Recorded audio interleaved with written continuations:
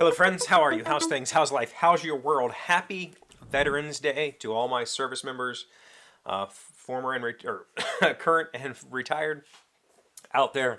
Thank you for your service. I very much appreciate your sacrifice to this country, and that's what I want to talk about today.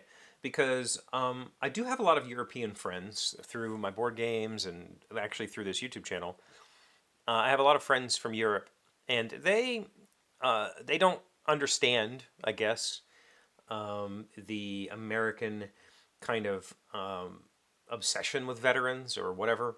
So I like talking about it on Veterans Day. Every year we tend to kind of talk about what this day means to veterans and to America because I think for a lot of the world it's just an unknown. So to kind of answer some of the questions, what is a veteran? When I was a kid, I thought a veteran meant somebody who fought in a war. And I carried that until I got out of the military, basically. I thought that's what it meant to be a veteran, was you fought in a war. But it's not true. A veteran is anybody who served time in the United States military. I mean, I guess in any military, but we're specifically talking about America here. I hope that's clear. Anybody who served time, who did their time.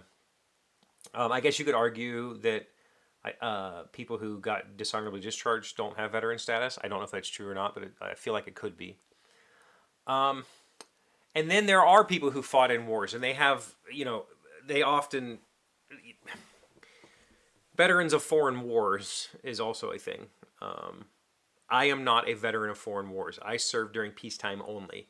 So I got out of the military right before 9/11, like literally weeks before 9/11. So I did not serve during wartime. I am not a veteran of foreign war, but I am a veteran. And what does that mean here? Not a whole lot, honestly. Lots of stores offer veterans discounts, so I can get like a 10 or 15% discount. Some places even have 20%. Most places it's a 10% discount, like if I go to Lowe's or whatever. And a lot of times it's like for specific things, like I can't get appliance discounts there or whatever.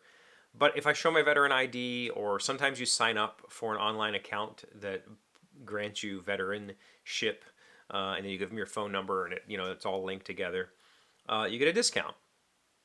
That's the main thing, honestly, for most veterans who are not disabled or whatever that might be. On Veterans Day, today being November 11th, Veterans Day 2025, there are a ton of places that offer free meals for veterans, or free desserts, or free coffee, or whatever. There are places I could eat for free today all day if I went to various places. And that's neat. I've never taken advantage of it.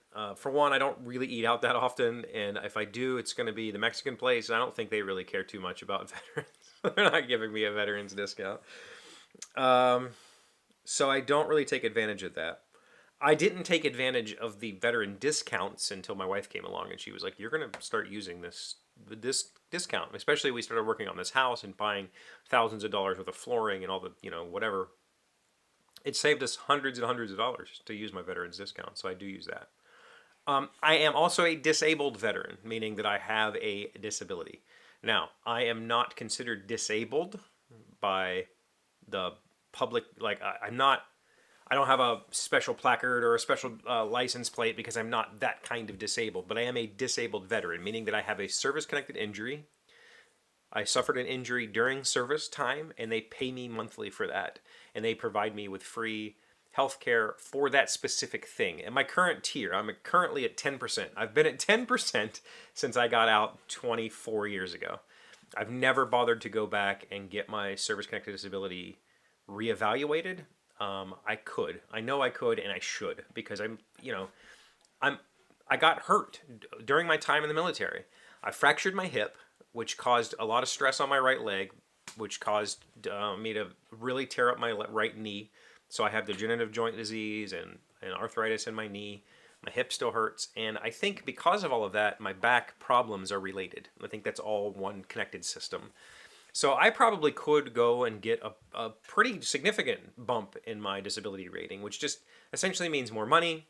And if it gets high enough as a disabled veteran, I believe that it is maybe 80% or something like that. If you're considered 80% disabled, I think you get like just free medical period, like free health care essentially.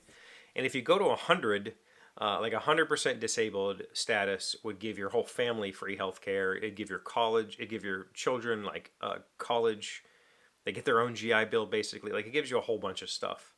But for me, that 10% disability means I get a check every month for like $170 or something like that. When I first got it 24 years ago, it was just about $100. I think it was like $102, something like that. It's gone up to 100. I believe it's around 170. I haven't checked in a while, so it goes up a little bit every year.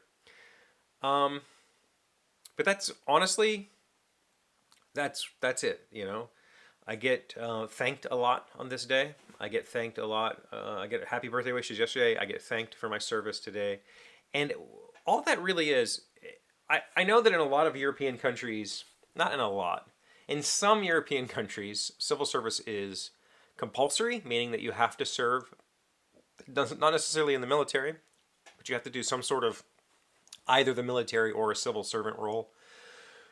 Um, or there's drafts if there were to be a wartime situation. In America, we don't have compulsory service. It is volunteer only at this point. We haven't had a draft, I think, since World War II. And, or maybe that's not true. That's absolutely not true. We had a draft during Vietnam. Um, but the people who choose to go into the military, even in peacetime, for Americans, it's never really peacetime. You know, America has positioned itself as the world police. We have the largest military on the planet. We have bases on all continents. We have ships that are constantly floating and ready to go to war. There are skirmishes everywhere all the time. Like the Americans are fighting somewhere at all times, basically. So it's never an easy decision to say I'm going to go serve my 4 years and get out because anything could happen. And especially in today's world, it seems like anything can happen at any time. So making that choice to join a military force where you are literally choosing to put your life on hold to serve your country for 4 years minimum, that's a lot. It's not small.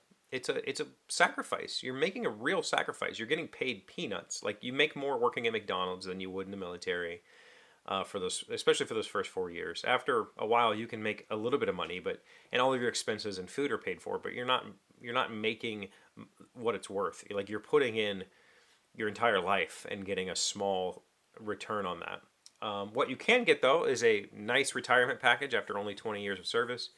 I think you can stay for 26 or 27 years to get a full like the maximum amount you can possibly get. But at 20 years, you can retire with a pretty good, um, you know, retirement. So at 38 years old, you could pretty much retire. So there's a lot. You know, it is a sacrifice. It is a sacrifice, and that's why we thank our veterans. We thank our veterans for keeping us safe. We thank our veterans for willingly giving up their free time and their pursuit of all of their other interests to take on a job that is otherwise thankless, you know?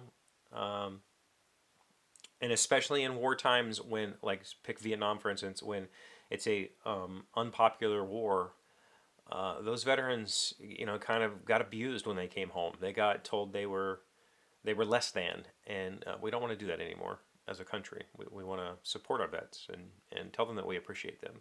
And so that's what this day is all about. Thank you for your service. Thank you for putting in, you know, your time and your pursuit of happiness on the line for me. I appreciate that. That's all we're saying. It's not about like, is it national pride? Sure.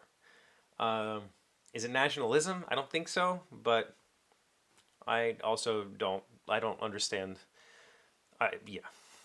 That's just a completely separate discussion, I think, that I'm not really willing to have here. So, happy Veterans Day to all my fellow service members. I appreciate you. I appreciate all of your work. Appreciate whatever you did for this country.